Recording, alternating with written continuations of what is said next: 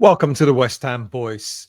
So here we are, finally. We've come to the end of the season and what has been a very poor season. Our last game of the season away to Ipswich Town this coming Sunday. But the season could have been worse, couldn't it? Well, indeed, it really could have. Had the three teams who were promoted to the Premier League had the resources to do better this season, then West Ham United could have found themselves playing Championship football next season. However, if we do not get the transfer window right this summer, and if we have an equally as bad a 2025-26 season as we have had this one, then there will be a real danger of relegation next time around. Promoted clubs like Burnley and Leeds United look as if they might be better equipped to deal with the pressures of the Premier League next season, and they will undoubtedly be targeting teams like West Ham to try and get points from. But before all that, we still have one game remaining, and that's our away game against Ipswich this coming Sunday. If you're new to this channel, first time that you're watching the West Ham Voice, or if you've watched me before but yet to become a subscriber, please do consider subscribing. Costs nothing to subscribe, and all the content is free. And at the end of the show, if you've enjoyed it, please do make sure you hit the like button. So, as I said in my review of the game against Nottingham Forest last weekend, I'm quite relieved that our final game of the season is actually away from home. Now, despite both teams kind of not having much to play for except for pride, the atmosphere our fans that have generated at away games has on most occasions made the trip to an away game worthwhile. In general, the team has performed far better away from home than it has at the London Stadium, and our support seems to be far stronger away from home as well. So I'm expecting quite a vibrant and lively atmosphere at Portman Road this coming Sunday. Now, I've just said that there's nothing really to play for except for pride. Well, that's not entirely true, is it? We are still playing to finish as high as 14th in the league. And I know people will laugh at that, but just a few weeks back, even that looked like never likely to happen. There are some interesting games happening, and it's all dependent on how things turn out in the games of the teams around us. Wolves play Brentford at home, which is not going to be an easy game for them at all. But after all the praise that Vitor Pereira has received for reviving Wolves, we could end up actually going above them on the last game of the season if we win and Wolves slip up. We're only a point behind them. Man United host Aston Villa at home and Spurs host Brighton. Now, I'm not sure just how many Premier League teams could actually end up being involved in European football next season, but it is possible that theoretically both Brentford and Brighton could still qualify for some kind of European football, dependent on the outcome of their league position, of course, and whether Chelsea win the Europa Conference League final. So both Brentford and Brighton still have quite a lot to play for, which won't make it a walk in the park for their opponents, Wolves and Spurs, respectively.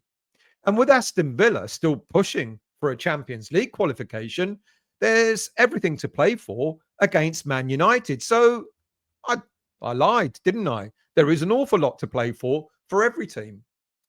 The way the final fixtures have fallen kind of does us a favour, given that there's an awful lot riding on these teams that are still pushing for some kind of European qualification, if possible.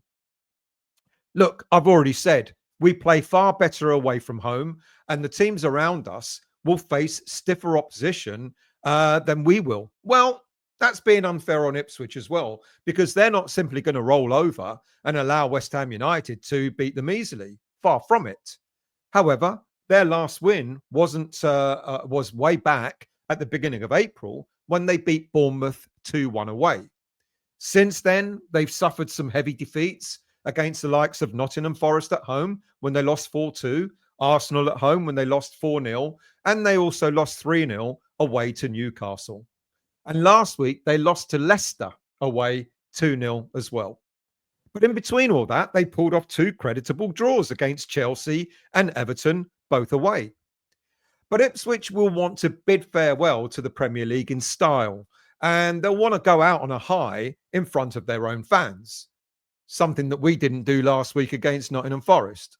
However, their preparation this week have been hampered by a sickness, a bug within the squad that have had several players suffering from.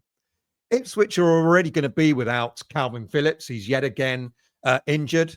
Other players that won't make this game include defender Connor Townsend, goalie Arjanet Muric, striker Wes Burns, midfielder Jason Philogene, and striker Chidozie Ogbene. So they've got quite a lot of players out. However, one player that's likely to make a return to the starting lineup is Liam Delap, who was on the bench in their game against Leicester last week. Now, Delap, during the week, was given permission to speak to Man United with Ipswich's blessing.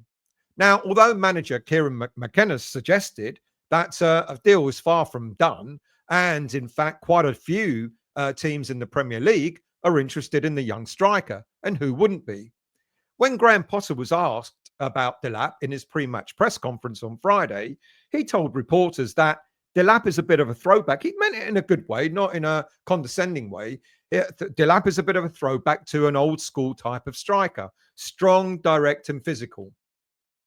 But as he was describing Delap, it kind of struck me that this isn't necessarily the type of striker that would actually suit Graham Potter's style of play. Now, after all, we've got Ferguson and Fulkrug who are in a similar kind of mould, but Potter doesn't automatically call on either of them in the first starting 11. Now, as we know, Kieran McKenna prefers the 4-2-3-1 formation with a double pivot in defensive midfield. He favours having his teams play the ball through the middle of the pitch. But McKenna will adapt his team's formation according to the need, and where he will try to get numeric advantage in midfield, and he can move his attack from a 4-2-3-1 to a 3-2-5 shape when needed.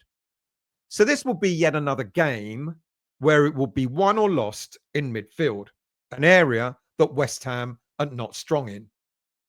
So for us, a strong setup in the middle of the park will be key to try and combat Ipswich's ability to retain the ball and move it forward. So what of us? What of West Ham United? Well, no new injury concerns. All players are available for selection apart from Antonio and Somerville. But what kind of team is Graham Potter going to put out? Potter was asked during his press conference, given that this was the final game of the season, would he be experimenting with a lineup? And Potter said no. But I don't actually expect him to go for the same starting lineup 3 weeks in a row. So I can see some changes being made. I honestly cannot work out what those changes are going to be. So this is a best guess. But let's look at what happened in the game last week against Forest. When the likes of Fulkrug, Guilherme and Paqueta came on in the second half, we did see more of an attack-minded approach. So perhaps we may well see, out of those three players that came on, I think we may well see Paqueta starting in place of probably Rodriguez in midfield. I'm not sure we'll see either Fulkrug or Guilherme in the actual starting lineup, but never say never. I think other changes are possibly Soufal could be dropped so that Aaron Wan-Bissaka goes back to the right back slot. And perhaps Potter may opt for a back four, meaning that quite possibly Aaron Creswell may also not be starting in this lineup. His return to Ipswich, where we bought him from 11 years ago, he may come on from the bench, but I'm not so sure he'll actually start the game. I think possibly if Potter goes with a back four, he'll prefer to have Emerson on the left side with Todibo partnering Kilman in the middle. Now, Potter may also opt for a 4-3-3 formation with rather than trying to match McKenna's 4-2-3-1. I think Souček, James Ward-Prowse and Paqueta will be that middle three, with the possibility of Kudus, Soler and Bowen in attack. Now, that'll be three changes already to the starting lineups of the last two games. Now, it's possible that Potter may decide to go like for like and possibly bring Alvarez in the middle of the park to go for a 4-2-3-1 instead of Soler, and put Soler on the bench. Now, I mentioned that it's quite possible that Bowen will play up front. And that kind of suggests to me that more and more, he doesn't really trust what Fulkrug and Ferguson can bring to this team. So let's look at the two possible lineups. Sorry about that. If he goes with a 4-3-3, as I said, he'll have Areola in goal, Aaron Wan-Bissaka on the right, Emerson on the left, with Todibo and Kilman in the middle, with Souček, Ward-Prowse and Paqueta in the middle three. And then the three up front could be Bowen with Soler and Kudus on the right-hand side. But if he does decide to go like for like and bring in the likes of Alvarez, then maybe Soler will be on the bench and it'll be more this kind of setup. The back line will stay the same. Ward-Prowse and Alvarez being the two pivots, with Kudus on the right, Souček in the middle, and Paqueta over on the left. Now, Paqueta, when Emerson's playing, always seems that there's a good sort of relationship between them on the pitch, and that could seem quite likely. And again, as I've said, possibly Bowen up front. Look, whatever team is put out. Oh, by the way, Bowen. Potter was asked that whether Bowen was disappointed in being dropped from the England squad today. But Potter replied, he's a professional, he's trained well, and he's ready for the game. Now, many fans are suggesting that it's Bowen that asked to be dropped from the England squad because of his upcoming stag do and then getting married over the next, I don't know when it is, next couple of weeks or so. Now, that may well be the case. And if that is the case, and I really do hope that we see Bowen in one of the future England squads soon. Look, if we do go for a 4-3-3 formation, it may show some intent on getting a win from this game. As usual, I'm going to go for a win. I always do. I think, like I said, we always play a lot better away from home than we do for some strange reason. So I'm going to go for a 2-0 win on Sunday. It's going to be the last jolly for us. You know, we're going to go there. We're going to enjoy the day. I don't know what the weather's going to be like. Apparently, it's going to rain. Oh, yes, it's bank holiday. That's why it's going to rain. Look, I just hope it's going to be a good game. I just hope that it's going to entertain the fans, leave us with something to sort of turn around and say, okay, the season's been crap, but at least we've gone out with a bang. That would be nice, at least. So 2-0 for me. Do leave your comments as to what you think the scoreline is going to be and who you think might start up front. And I know a lot of you will be upset by me suggesting that Bowen is going to start up front because, of course, many of you will want Fulkrug. Look, I think we know what Potter is like. We know what sort of teams he puts out, what sort of formation he wants. And it just doesn't look like Fulkrug and certainly not Ferguson are the done deal for Potter. It's going to be interesting to see what sort of striker Potter wants to go for this coming summer. A 2-0 win for me. Do leave your comments. Do hit the like button. And like I said, please do subscribe if you have yet to do so. Thank you for watching and listening. And I'll see you all after the game on Sunday. If I don't do another video before then, of course, I'll do a post-match review straight after the game. Thanks for watching and listening, and I'll see you soon.